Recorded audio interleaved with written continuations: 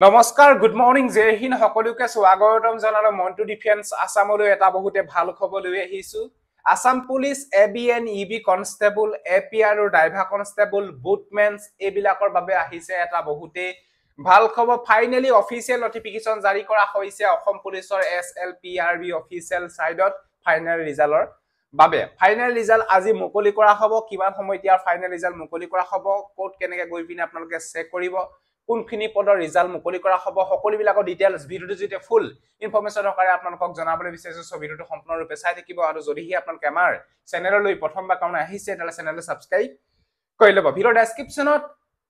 ABN UB constable APR আৰু driver constable পদৰ final result check কৰা লিংক দিয়া আছে গবিন আপোনালোকে আজি চেক কৰিব পাৰিব এটা ভিডিওটো যেতে সম্পূৰ্ণ ডিটেইলছ মই আপোনালোকক জনাম কিমান সময় ৰিজাল্ট পাব বা কোনখিনি পদৰ ৰিজাল্ট মুকলি কৰা হ'ব সকলো তথ্য ভিডিওটো যেতে জনাবৰ বিচাৰিছো সব ভিডিওটো হেকলৈকে চাই থাকিব এখনে ইম্পৰ্টেন্ট নটিছখন মই আপোনালোকক চাইলতে দেখাই দিছো office of the chairman state level police recruitment board Assam Rehabari Guwahati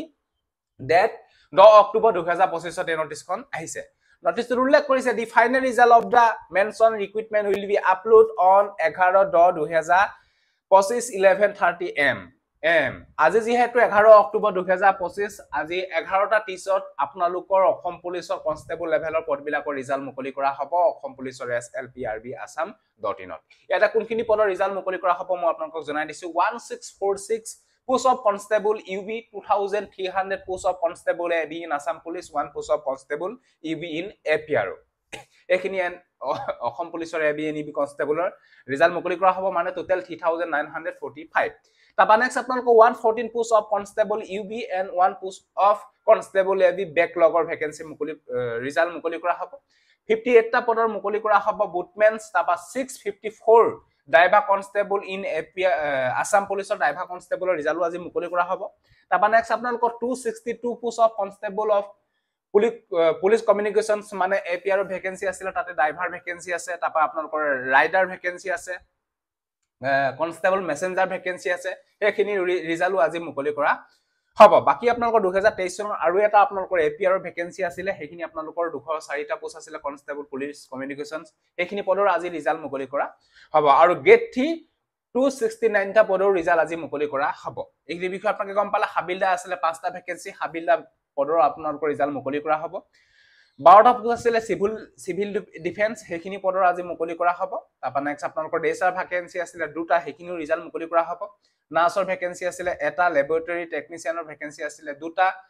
4টা পোষ্ট আছিল টিচাৰ তাৰো ৰিজাল্ট আজি মুকলি কৰা হ'ব এখিনি আপোনালোকৰ সকলোবিলাকৰ ৰিজাল্ট আপোনালোকে আজি